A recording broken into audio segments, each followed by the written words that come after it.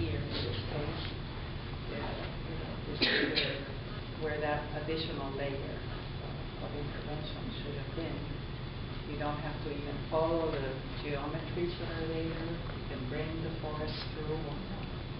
Can you start to allude to these possibilities in this panel right behind you?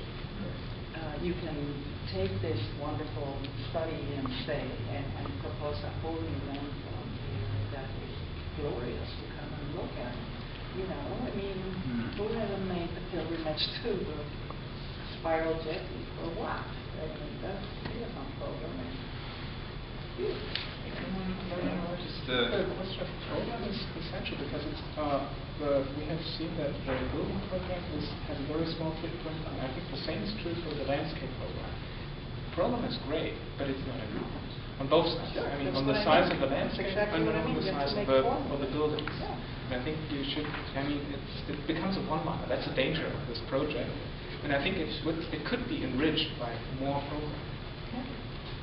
I guess one of our objectives in the landscape is to sort of, at least as far as the training and rehabilitation things go, what we're doing is already, it kind of, I would defend it as an improvement over something like an indoors driving simulator. And I completely agree. You have to have more standards. That's a pretty low bar. I'd like to finish that.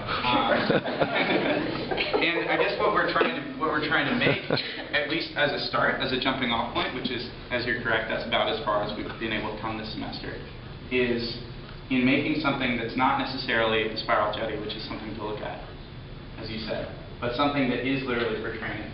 Like this hill, it's not going to be the most beautiful thing yet, at least as we have designed it. But it is going to be extremely functional and extremely close to our facilities, and function as veteran recreational rehab. No, well, my point was precisely that. Yeah. That we have beautiful things in the landscape that were not designed for rehab, that still work for, that are compelling in and of themselves. But what I'm saying, program is not. Program itself is never going to take you to poetry. Unless you really, really, really know what you're doing, how it works spatially, how it works with the horizon, how it works with the human body. It's not, you can't just specify it as a set of distances and slopes without knowing the effects of those, the effects on the human psyche, on everything else. You have to organize space.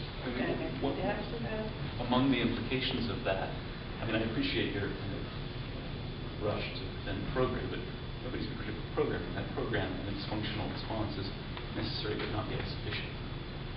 On the one hand, I think collectively we could probably agree by pursuing relentlessly functional program and response form, you could develop a formal language that could actually transcend its mere functionality. And I think we see evidence of that in bits and pieces, but certainly you would concede that there's maybe more work that can be done between the planner representation and these spatial studies. Yeah. I think we have to those. Just one comment on that.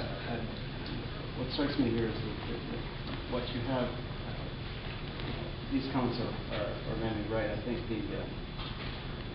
for me it's not so much program, because the program is compelling. I think it's the